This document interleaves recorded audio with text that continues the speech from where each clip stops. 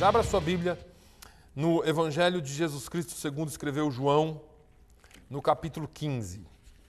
João, capítulo 15. Nós falamos ontem aqui no nosso curso de mestrado sobre evangelismo, ganhar almas e tantas outras coisas, mas eu quero que você acompanhe comigo. Eu vou ler um só versículo e nós vamos meditar um pouquinho nessa palavra.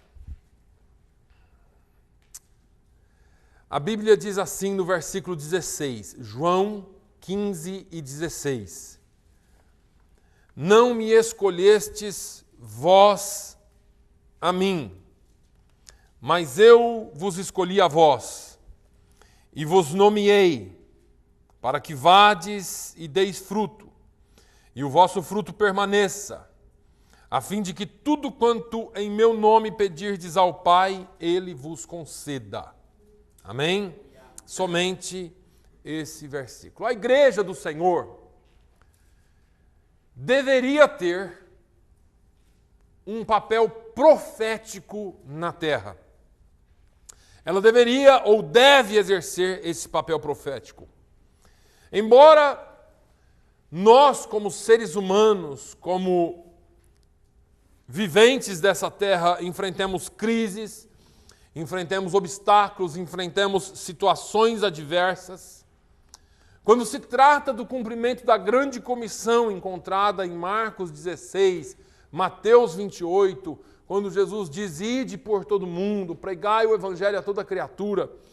Quando ele disse, ide, fazei discípulos de todas as nações, ensinando-as e batizando-as em nome do Pai, do Filho e do Espírito Santo, ensinando-as a guardar todas as coisas que eu vos tenho ordenado.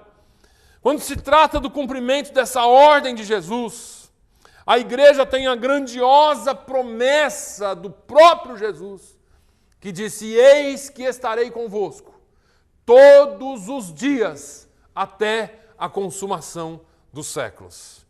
Eu vou repetir para você entender bem. Quando se trata do cumprimento da grande comissão, quando se trata do cumprimento dessa ordem de Jesus, ele dá uma promessa, uma esperança e a força, porque ele disse, todo o poder me é dado no céu e na terra. E aí ele disse, estarei convosco todos os dias. O que significa que fazendo a vontade de Deus, fazendo a obra do Senhor, ou fazer a obra do Senhor, significa estar com o próprio Deus ao seu lado. O grande desafio da igreja, o grande desafio meu e seu, é permanecer firmados em Jesus, a fim de darmos fruto. Essa palavra, ela mexeu tanto comigo ontem, porque nós, como seres humanos, como pessoas normais que vivemos as tribulações do dia, as coisas que acontecem conosco, nós temos a tendência de uma hora estarmos lá em cima e uma hora estarmos aqui embaixo. Nós temos a tendência de, às vezes, ser como a onda, levada pelo vento. E muitas vezes nós não permanecemos firmes naquilo que Deus quer que nós permaneçamos. Por que algumas vezes a igreja cresce? Porque algumas vezes você está marchando, se o diabo entrar na frente, você destrói o diabo, e às vezes o demoninho desse tamanhozinho vem e você, ai meu Deus, eu não consigo vencer isso. Jesus disse, eu sou a videira. Versículo 5 do capítulo 15, vós as varas, quem está em mim, e eu nele, esse dá muito fruto, porque sem mim nada podeis fazer. Parece que é quase que uma contradição quando nós tentamos fazer as coisas sem Jesus. Ou quando nós nos esquecemos, ou vivemos a vida tão desapercebidamente que não entendemos que nós temos que ter Jesus. Porque sem Jesus nós não podemos nada. E ele disse, quem está em mim e eu nele. É interessante esse capítulo que ontem eu comecei a dar uma olhada e quanto mais eu estudo o capítulo 15 de João, mais coisas a gente vê, porque ele vem dando uma série de orientações e mostrando algumas instruções, e é um dos capítulos que tem mais C na Bíblia. Ele é um capítulo com muitas exigências para nós. Não exigências te obrigando, mas te mostrando uma condição para que os planos e as estratégias da igreja sejam bem-sucedidas. Cada crente precisa entender que não fomos chamados para vivermos dentro de 4 paredes. Não fomos chamados para adorar a Deus no domingo de manhã ou no domingo à noite. Não fomos chamados para sermos crentes aqui dentro apenas. Nós fomos chamados para frutificar, e frutificar é uma árvore que se floresce toda e está à vista de todos. Nós precisamos ser sal da terra. Nós precisamos ser luz do mundo, pregar contra o pecado e ter vida frutífera. A igreja que não prega contra o pecado mais, a igreja que não prega o certo e o errado mais, a igreja que não prega a palavra de Jesus mais, está fadada a encher de gente e levar todos eles para o inferno junto. É muito triste. Porque ontem nós ainda conversávamos e eu falei um pouquinho aqui, falei um pouquinho com o meu amigo Bruno sobre o Sermão do Monte.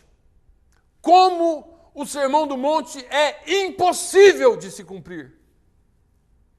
Pastor, que é isso? Está na Bíblia, foi Jesus que falou, vai você lá. Eu poderia citar aqui alguns exemplos, incluindo eu, de quem é que toma um tapa na cara e vira o outro lado. De quem é que tem a blusa furtada no inverno e tira a camisa também e dá? Fala para mim, se eu estou errado. Nós temos a nossa própria justiça, nós temos o nosso próprio eu, e nós temos a nossa própria forma de agir, e só depois a gente vem para a igreja e pede perdão, porque a graça nos perdoa. E nós vamos vivendo de pecado em pecado, pecado em pecado, e a graça do Senhor nos perdoando. Ah, pastor, Jesus é bom demais. Enquanto o Bruno lia hoje aqui o Salmo 51, aquilo mexe com a gente, porque nós não quebrantamos mais o nosso coração na presença de Deus. Porque nós esquecemos de que nós somos pecadores, carentes, dependentes da graça dele, sim, o tempo todo. E o salmista ele vai falando com Deus, quando ele chega no versículo 17 do Salmo 51, ele começa a dizer, ah, Deus, há um coração quebrantado e contrito, o Senhor não desprezará. O Senhor não despreza o nosso coração quando nós nos arrependemos. Mas deixa eu voltar aqui para João 15. Na alegoria de João 15, Jesus se apresenta como sendo a videira verdadeira. Seus discípulos, nós somos os ramos, que só frutificamos se estivermos ligados a Ele e nele, fonte verdadeira de vida. Se eu fosse parar para comentar, é muito complicado, porque nós estamos ligados a Ele, amém? Aqui na igreja nós estamos. Mas quando você xinga alguém no trânsito, parece que desliga um pouquinho. Quando você tem ódio do seu irmão, quando você fala mal do seu irmão, quando você faz alguma coisa que não era para fazer, o que é? Você quebra o raminho e depois volta a pôr de volta? Quando vem para a igreja? Nós somos os ramos. No processo divino, todo o ramo, e aqui que entra a gravidade dessa palavra. Todo ramo que não dá fruto, ele é cortado e lançado fora. E todo aquele que dá fruto, Deus trata com cuidado especial, para que frutifique mais ainda. Pode olhar no versículo 2. A vida de frutificação pregada por Jesus precisa ser vista com base no crescimento e no amadurecimento da igreja. Porque a maioria de nós olhamos números. Pastores, quando se encontram, falam assim, de onde você é? Ah, eu sou lá de Fall River, que legal, que igreja tal. Quantos membros você tem? É quase que instantânea a pergunta. E alguns se gabam de dizer que tem igrejas enormes. Eu também quero, irmão. Essa igreja vai encher em nome de Jesus. Em nome de Jesus. Mas precisa maturidade. Precisa crescer com maturidade. Precisa crescer. Precisa ter os crentes maduros, os crentes em crescimento, as crianças na fé, para que o processo seja o processo de uma família. Nós não podemos ficar parados. A vida de frutificação pregada por Jesus tem que ser baseada nesse amadurecimento da igreja. Deus não está interessado em salvar pecadores simplesmente para fazê-los usufruir de bênçãos.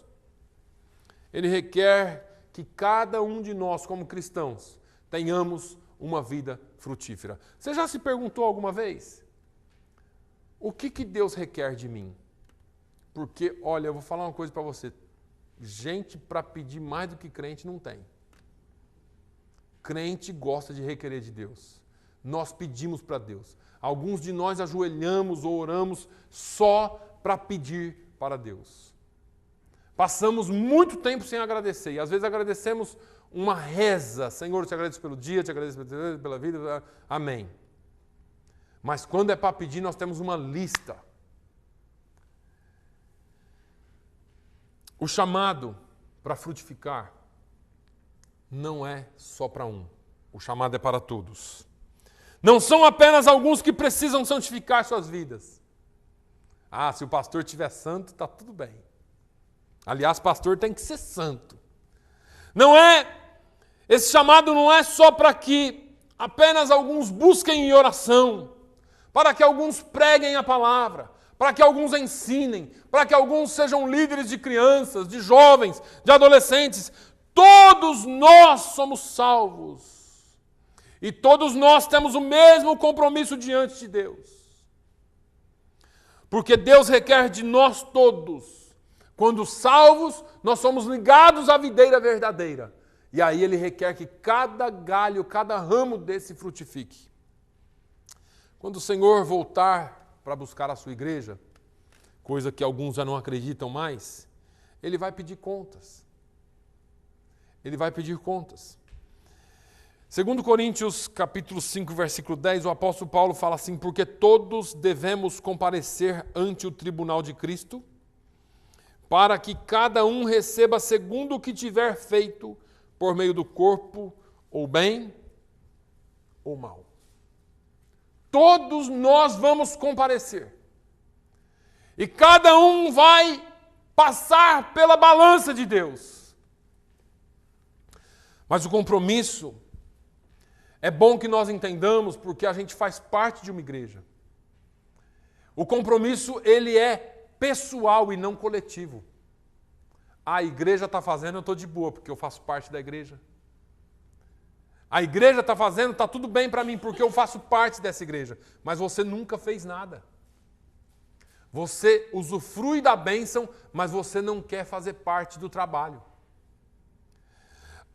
Estai em mim e eu em vós. Como a vara de si mesmo não pode dar fruto, se não estiver na videira, assim também vós, se não estiverdes em mim. João 15, 4. É interessante que Jesus atribui a cada cristão a missão de trabalhar pelo crescimento espiritual, pelo amadurecimento de cada um e pelo crescimento numérico da igreja. A atribuição não é só do pastor, a atribuição não é só de um grupo de evangelismo, a atribuição é da igreja. Ontem, durante a nossa classe aqui, eu pelo menos fiquei espantado porque a estatística mostra que 85% das pessoas que aceitam a Jesus vêm por causa de um amigo ou de um parente. 85%. Aí tem algumas outras porcentagens variadas de cultos públicos em massa, cultos ao ar livre, evangelismo pessoal, mas a maioria das pessoas aceitam a Jesus e vêm para a igreja por causa de alguém, de um relacionamento. E se eu perguntasse para você, talvez você veio por causa de um relacionamento. Um amigo, um parente, alguém que te convidou.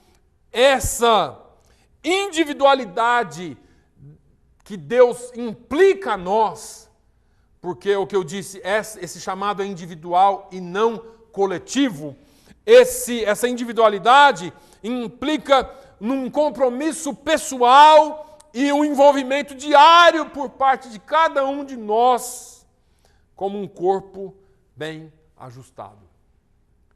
Cada um de nós temos uma parte a fazer. Eu não posso exigir do meu olho que ele faça o papel da minha orelha. É só você ler a Bíblia. Lá em 1 Coríntios 12, a palavra de Deus, Paulo nos mostra como que o corpo funciona. E muitas vezes nós estamos exigindo do nosso irmão que ele faça o nosso trabalho, que ele carregue a nossa carga. Exigimos do pastor. Não, o pastor é o mais preparado para falar, é o mais preparado para evangelizar, é o mais preparado para isso, é o mais preparado para aquilo. E nós deixamos a nossa responsabilidade de lado. É bom que nós saibamos que todos nós recebemos dons e talentos do Senhor. Algumas pessoas, apesar de estarem há tanto tempo dentro da igreja, não conseguem crescer em si e muito menos produzir, porque elas não amadurecem. A planta, ela tem que ser plantada, ela amadurece, ela cresce e aí ela dá fruto. Então nós encontramos alguns problemas aqui com a planta. Algumas plantas crescem e quando elas estão a ponto de florescer, ela mesmo sai, ninguém arrancou, ela sai, anda com a raiz dela e vai para outro lugar. Aí coloca lá numa outra terra, e o agricultor começa a regar lá de novo. Quando ela vai florescer, ela sai e vai para outro lugar. São crentes, são pessoas que não param em lugar nenhum.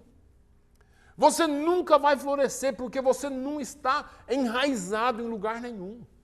Você precisa enraizar no lugar, ficar no lugar, aguentar as coisas daquele lugar, crescer ali, porque ali você vai florescer e vai frutificar. Isso se chama amadurecimento. É interessante como nós vemos a igreja como algo descartável, irmãos. Ah, não vou lá mais naquela igreja não. Chateei com o grupo de louvor. Chateei com o pastor, chateei com isso, chateei com aquilo. A gente se dá o direito de chatear com tanta coisa. A gente se implica com tanta coisa. A igreja tem que ser vista como família. Não gosto mais da minha mãe e do meu pai, não. Não vou ser mais filho deles, não. Isso acontece? Funciona assim? Pode até ir embora, mas você vai ser filho o resto da vida. O DNA está lá. Vai voltar um dia. O que acontece é que nós nos damos a esse luxo com a igreja. Saímos. Vamos para outro lugar, vamos fazer outra coisa, vamos encontrar outro lugar. E não é assim. Essas pessoas são como aquela parábola que Jesus contou da figueira infrutífera. Está lá em Lucas, no capítulo 13. E dizia esta parábola, versículos 6 ao 9. Um certo homem tinha uma figueira plantada na sua vinha.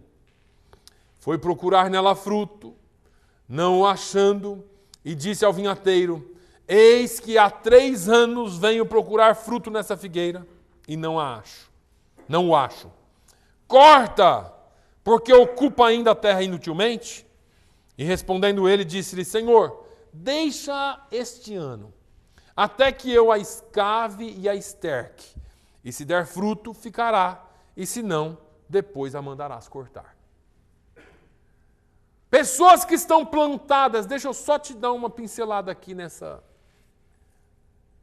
A vinha é Israel. Jesus estava falando para o povo de Israel aqui. A vinha é Israel. Você já viu figueira no meio de vinha? Não tem. Deus pegou os gentios, aqueles que não eram, e colocou no meio da vinha. Só que ele olha e não tem fruto. Você e eu já estamos lá pelo favor de Deus, mas não tem fruto. Nenhum e nem outro. Ele fala, corta esse negócio, está ocupando a terra inutilmente. Está no lugar errado, na hora errada, tudo errado. Alguém entra na frente e diz assim, não. Deixa eu regar primeiro, adubar, fazer de tudo. Aí quem sabe daqui a um ano, se ela não frutificar, a gente corta. A gente não sabe o final da história, porque isso aqui foi uma parábola que Jesus usou. Mas é bom que nós tenhamos o cuidado, tenhamos o adubo necessário e venhamos a produzir, porque muitos, apesar de tudo isso, não produzem. Deus jamais, ouça isso, Deus jamais exigiria de você, cristão, uma vida de frutificação sem antes prover para você os recursos necessários para que você frutifique. Se não fosse assim, no dia que a gente fosse se apresentar lá, nós poderíamos excusar-nos. Dizer assim, Senhor, mas sabe o que é? O Senhor não me deu o adubo que eu precisava. O Senhor não me deu isso, o Senhor não me deu aquilo. E ele ia olhar e falar, é verdade, eu não dei nada, tudo bem, então passa, vai. A parábola dos talentos, narrada em Mateus 25, dos versículos 14 a 30, ilustra essa verdade. A história fala que um certo homem teve que viajar para uma terra distante, chamou seus trabalhadores com disposição, com coragem, e ele entregou alguns talentos para essas pessoas. E aí, para um ele deu 5, para outro ele deu 3, para outro ele deu 1, e assim ele foi viajar tranquilo. Aí, nós aprendemos algumas coisas aqui. Primeira coisa que você precisa saber é que, assim como um abismo chama o outro, um talento também chama o outro. Talento gera talento. O homem que recebera 5 talentos, ganhou com eles outros 5. E aí, o que tinha 2, granjeou outros 2. Está lá nos versículos 20 e nos versículos 22.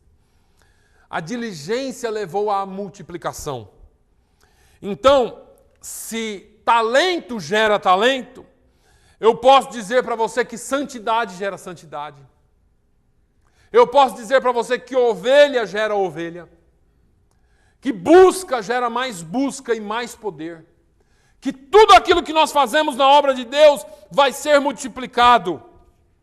Jesus nos dá uma ordem através de João, quando ele escreve no Apocalipse, e ele diz assim, lá no capítulo 22, no finalzinho de Apocalipse, ele diz assim, quem é injusto, seja injusto ainda, ou seja mais injusto. Quem é sujo, seja sujo ainda. Quem é justo, seja justificado ainda. E quem é santo, seja santificado ainda. Eu acho que Deus olha dentro de nós e procura uma fagulha de justiça. Uma fagulha de santidade para Ele poder te santificar mais, te justificar mais, fazer mais por você e por mim. Cada crente precisa colocar suas aptidões cristãs a serviço do reino. É maravilhoso, irmãos, quando usamos nossos talentos e dons na obra de Deus. A igreja do Senhor é favorecida e abençoada. Tudo que nós temos é para Deus. Nós temos um problema sério que nós vivemos na atualidade de pessoas que usam os dons para si, para se engrandecer, para fazer nome. Mas a Bíblia diz que os dons foram dados para equipar a igreja. Eu falei sobre dons aqui uma certa feita, dei um estudo bíblico às quartas-feiras e disse, olha, o melhor dom que você vai pedir a Deus, quer saber que dom que você pede a Deus? Pede para Ele te dar o melhor dom para equipar a igreja. Não fica pedindo, Senhor, eu queria ser profeta, Jesus, quero ser profeta. Quero profetizar, Jesus. Eu quero revelação, Jesus. Eu quero isso, eu quero aquilo. É Deus quem sabe o que encaixa melhor em você e como você vai usar melhor para a glória e para a obra dEle. O fato é que nós queremos, porque eu acho bonito demais aquilo. Eu acho lindo quando alguém faz isso, eu acho bonito quando alguém faz aquilo, mas é Deus quem sabe o que a obra dele precisa. Crente tem que pedir de Deus discernimento, crente tem que pedir de Deus sabedoria, é o que a Bíblia nos ensina. No entanto, frutificar requer esforço. Dar fruto requer esforço. Pastor, mas a árvore não faz nada, mas o sistema natural dela faz para ela. Os servos se esforçaram para que os talentos se multiplicassem. Eles trabalharam com seriedade, porque sabiam que seu senhor haveria de voltar a qualquer momento e pediria conta a eles. Aqueles que recebeu um talento, ou aquele que recebeu um talento, não fez nada. Ele segurou o talento e ele ainda foi acusar Deus. Ah, Deus, eu não fiz porque eu sei que o Senhor é um... Deus não. Ah, meu Senhor, eu sei que o Senhor é um Senhor muito rígido e que se eu perdesse o Senhor ia me castigar, então eu segurei e guardei para que enterrei para que quando o Senhor voltasse eu entregasse ele intacto. Ele não entregou para os banqueiros, porque o Senhor falou assim, se você tivesse colocado na poupança, teria rendido um pouquinho. Mínima coisa. Se você tivesse feito um negocinho aqui, um ali, daria mais certo. Na vida espiritual é assim também. Nada acontece sem que haja esforço, nada acontece sem que haja empenho, disposição, amor. Quando eu paro para escrever algumas dessas coisas, eu tenho que deixar para lá algumas coisas, porque senão eu fico remoendo. Como que nós podemos ter amor por almas se nós não temos apreciação nem por aquilo que Jesus fez por nós? Ah, pastor, temos sim. Eu agradeço a Deus por Ele ter me salvado, mas agradecer de boca é uma coisa, viver esse agradecimento é outra. Irmãos, quando eu penso naquilo que somos e naquilo que Deus é, no que Ele fez, deixou a sua glória, deixou tudo que tinha, tudo que era, tudo que... Ele passou por tudo. A Bíblia diz que sem pecado, mas Ele passou por tudo. A Bíblia diz que Ele sofreu as mesmas tentações que eu sinto, que Ele passou pelos mesmos problemas que eu passo e que você passa. Mas dizem, mas sem pecado. E eu não consigo deixar de fazer uma vírgula por causa de Deus. Onde que está o meu agradecimento pelo que Ele fez por mim? Tem que haver esforço, tem que haver empenho. Eu tenho que buscar mais, eu tenho que orar mais, eu tenho que entrar mais na palavra de Deus, eu tenho que buscar mais a presença dEle, nós temos que buscar mais na palavra dEle, tem que haver disposição. Ah, disposição eu tenho para ir para festa, churrasco, picanha, esse negócio é comigo mesmo. Não tem hora, pode chamar para qualquer hora. Mas ler a Bíblia e orar, não tenho tempo, pastor. Não dá tempo. Nossa, meu dia é corrido demais.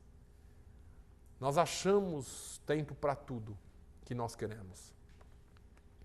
Tem que haver amor. O Senhor disse a Josué, esforça-te e tem de bom ânimo. Conquistas não vêm sem lutas. Eu brinco com a irmã Janaína de vez em quando, porque ela fala assim, uma semana de vitória. Eu falo, aí vem uma luta, meu Deus. Que a semana para ter vitória tem que ter luta. É ou não é? Ela fala uma semana de vitória e eu falo, glória a Deus, mais uma luta para mim. Mas é brincadeira. Mas eu sei que é assim. A nossa vida... Crente ama vitória, crente ama bênção, crente ama coisas grandes de Deus, milagres de Deus, mas você já pensou que para que o milagre acontecer, uma situação adversa tem que acontecer na sua vida? Você já pensou que para você romper uma barreira tem que ter a barreira?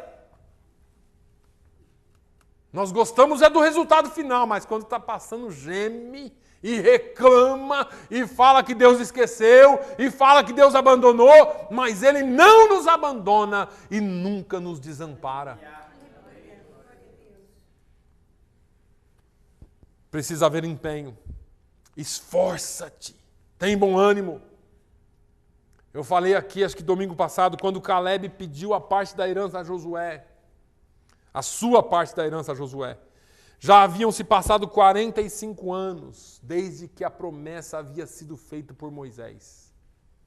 Moisés chamou Caleb e falou, aquele monte lá é seu. É meu. 45 anos se passaram. Caleb chega em Josué e fala assim, Josué, 45 anos se passaram. Eu tinha 40, agora eu estou com 85, só que a mesma força que eu tinha com 40 eu tenho agora com 85. A mesma disposição para lutar que eu tinha naquela época eu tenho agora. Dá o que é meu por herança. Caleb, você é doido, lá moram os anaquins, os gigantes. Me dá que eu vou entrar lá e vou possuir a terra. Tem vitória, irmão, que não vem do crente ficar sentadinho no sofá, não. Tem vitória que não vem do crente ficar paradinho, não. Nós precisamos nos esforçar, ter disposição. Tem que lutar, não tem problema. Nós vamos para o joelho, nós vamos para a oração, nós vamos buscar na palavra, mas nós vamos vencer em nome do Senhor Jesus. Caleb foi à luta. Foi para a batalha, foi enfrentar gigante. Pensa que é fácil ser crente?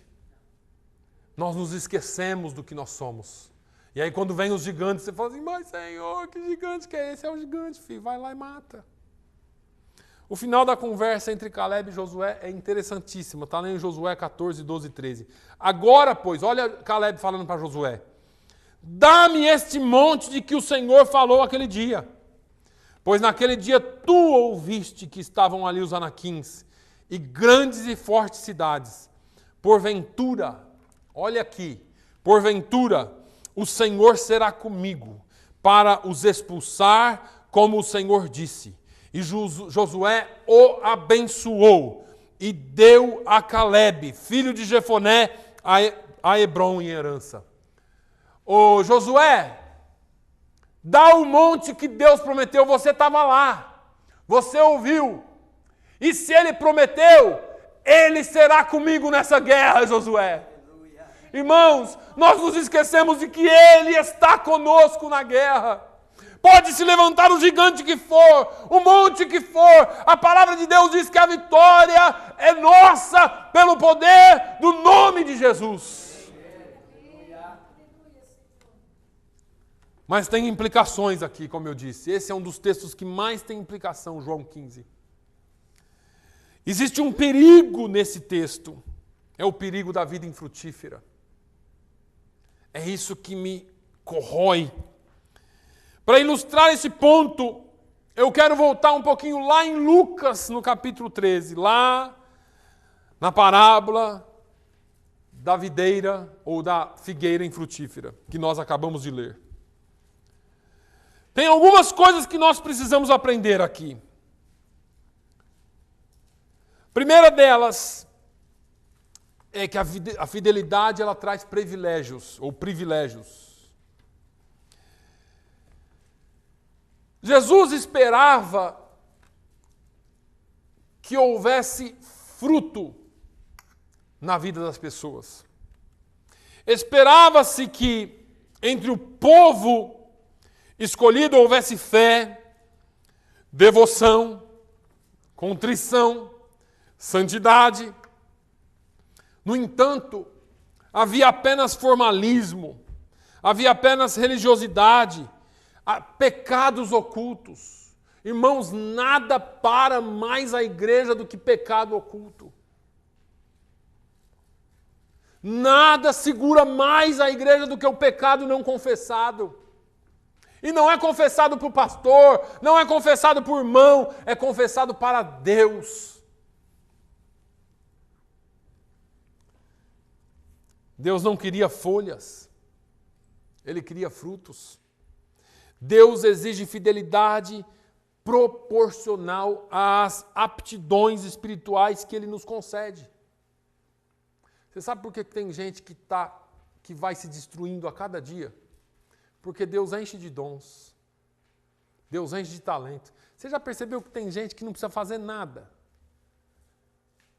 Onde ele chega é bem aceito. Onde ela chega é bem recebido. A pessoa ela não precisa se esforçar.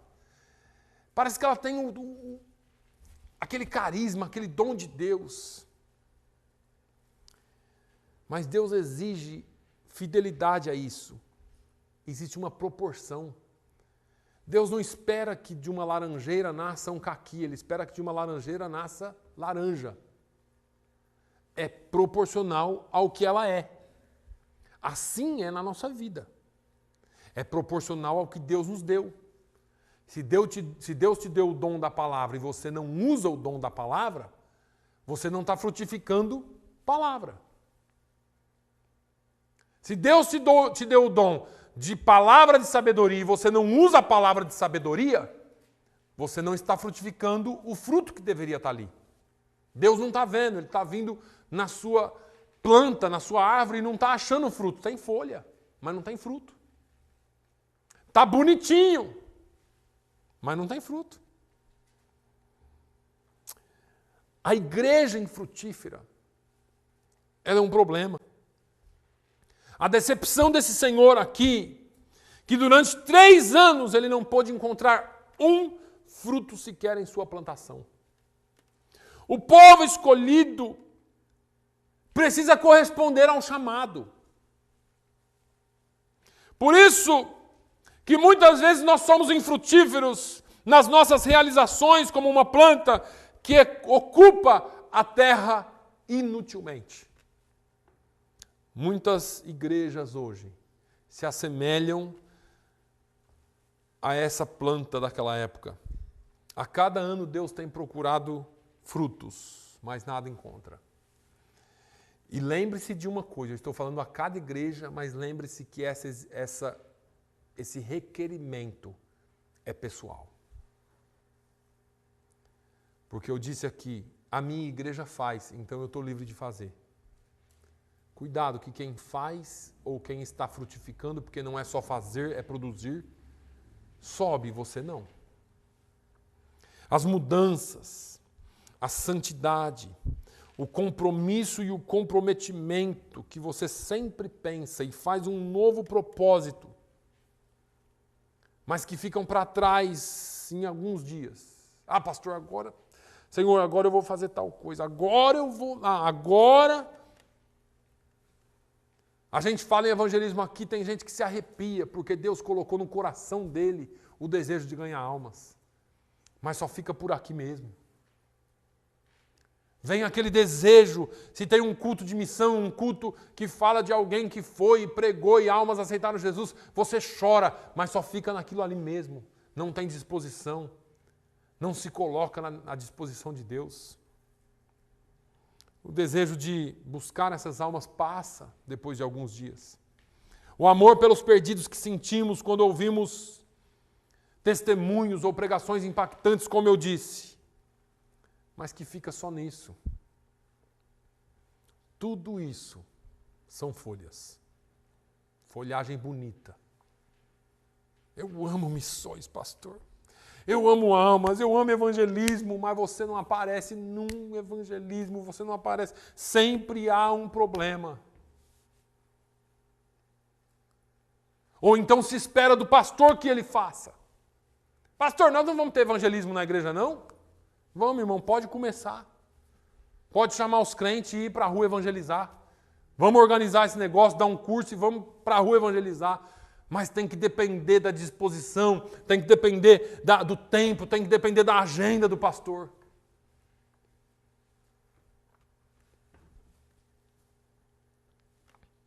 O Senhor da vinha vai buscar frutos. Quando Ele vier procurar os frutos, eu espero que Ele ache fruto em nós. Eu não quero ter só folha. Eu não quero ser crente de terninho e gravata aqui dentro da igreja e lá fora ser um ímpio. Eu não quero ser um crente de terninho e gravata aqui dentro da igreja e lá fora esquecer que Deus existe e viver a vida como se não houvesse amanhã. Aliás, não há amanhã.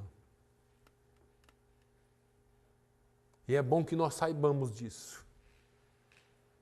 Ontem nós ouvimos testemunhos aqui sobre pessoas que pela manhã já pedem a Deus uma oportunidade de falar com vidas. Não pedi nada para mim.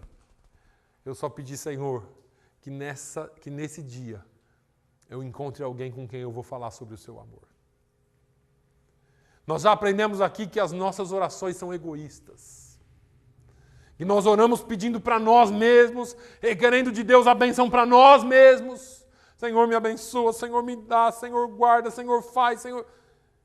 E nós esquecemos que tem um mundo todo para salvar para Jesus. Assim como a figueira, o cristão infrutífero na vida espiritual corre o risco de ser cortado. E eu falei de fruto aqui de uma maneira genérica, irmãos, mas eu quero que você lembre-se que o primeiro fruto é você. Primeiro você tem que frutificar em você, porque Deus está muito mais interessado em você do que naquilo que você pode fazer para Ele. Primeiro você tem que pedir para Deus que te limpe, que você dê frutos ou tenha o fruto do Espírito em você. Para que quando alguém olhar para você tenha diferença. Para que quando as pessoas verem você, saibam que há algo diferente em você. O que contribui para que a figueira infrutífera não fosse cortada, ou o que contribuiu, foi a pronta e amorosa atitude do vinhateiro. Deixa eu te dizer uma coisa, ainda tem alguém que clama por você. Ainda tem alguém que pagou um preço na cruz do Calvário por você e que intercede diante do Pai por você. Lembre-se que Ele é seu advogado, mas que muito em breve Ele será o seu juiz. Muito em breve Ele vai julgar.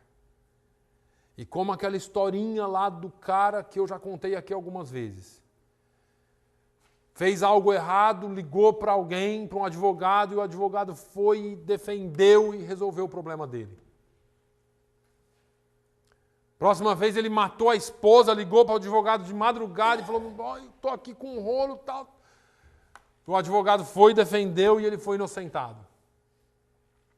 Muitos anos depois ele cometeu um outro crime. Ligou para o advogado, não conseguiu achar, foi e contratou um outro advogado. E quando ele foi ser julgado, aquele que era o seu advogado agora era o seu juiz. E ele ficou tranquilo, ele falou, ele já me defendeu 2 vezes, agora ele vai me livrar também. Só que dessa vez ele foi condenado. E ele perguntou, por que você fez isso? Você tinha me defendido. Ele falou, naquela época eu era o seu advogado, agora eu sou o seu juiz.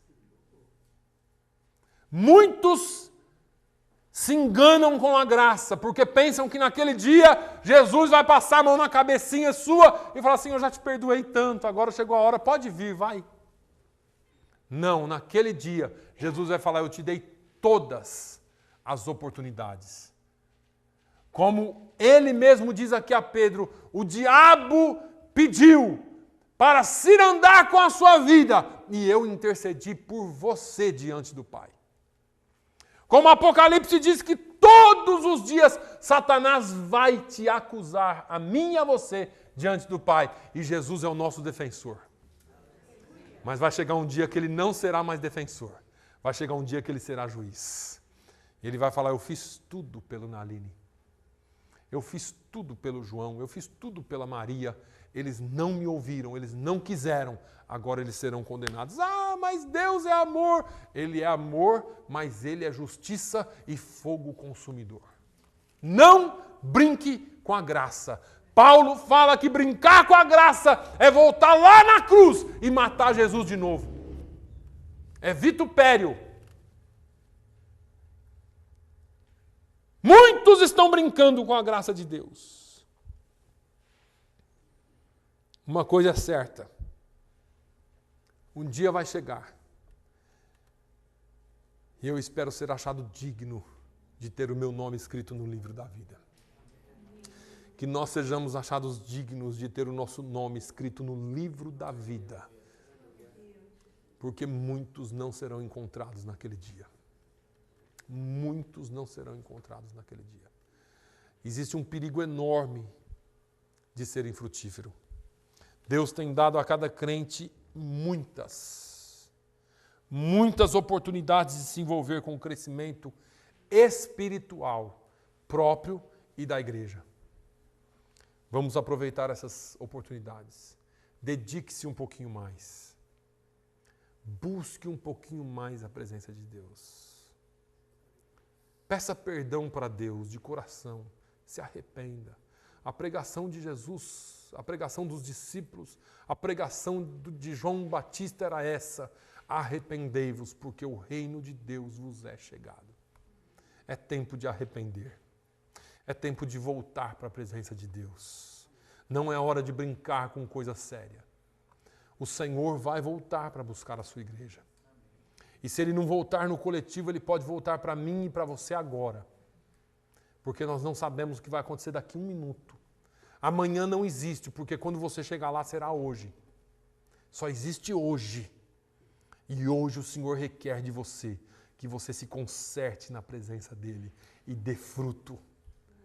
Senhor, eu tenho estado infrutífero, mas eu quero frutificar. Eu quero ser uma árvore plantada no seu jardim e regado pelo seu Espírito. Aleluia. Fique de pé. Aleluia. Senhor, eu te louvo. Eu engrandeço o teu nome, Senhor. Tu és grande e soberano, Deus sobre todas as coisas. Nada escapa às tuas mãos. Senhor, perdoa, Senhor, os nossos pecados. A tua palavra diz, ó Deus, que onde abundou o pecado, superabundou a graça. Faz a sua graça superabundar, ó Deus, e não nos deixe vilipendiar o sacrifício de Cristo de novo. Senhor, limpa-nos, como diz o salmista, e ficaremos limpos. Lava-nos e seremos lavados e limpos pela água do Espírito que limpa-nos, ó Deus. Oh, meu Deus, dê-nos uma nova oportunidade de te servir. Dê-nos uma nova oportunidade de estar na Tua presença, buscando a Tua presença a cada instante em nossa vida, Senhor. Senhor, nós dependemos de Ti para tudo e em tudo. E sabemos que sem Ti nada podemos fazer. Pai, que nós estejamos conectados, ligados em Ti. E que a nossa vida, Senhor, possa ser frutífera. Pai, que o fruto do Espírito Santo esteja sobre cada vida. Que cada vida frutifique do Espírito, para que nós possamos responder com mansidão e com amor a cada um que nos perguntar a razão da esperança que há em nós. Oh, meu Deus, nós temos uma doce esperança. Nós temos uma viva esperança que é entrar, ó Deus, no Santo dos Santos. Que é entrar na sua glória, que é entrar diante do teu trono, nos teus átrios, ó Deus, para te adorar eternamente. Oh, meu Deus, muito obrigado. Renova essa esperança em nós. Renova essa viva esperança em nós, ó Deus. E dê-nos, ó Deus, a oportunidade de te servir nessa terra. Dê-nos a oportunidade, Senhor, a cada dia de anunciar o teu evangelho, de ajudar alguém, de estender a mão para alguém e de ser bênção na vida de alguém. No nome de Jesus, ó Deus, nós te louvamos. Pedimos uma semana abençoada na tua presença. É o que nós oramos e agradecemos em nome de Jesus. Que o amor de Deus, a graça do nosso Senhor e Salvador Jesus Cristo, a comunhão e as consolações do Espírito Santo seja sobre todo o povo de Deus, hoje e sempre. Todos digam amém. Amém. Glória a Deus.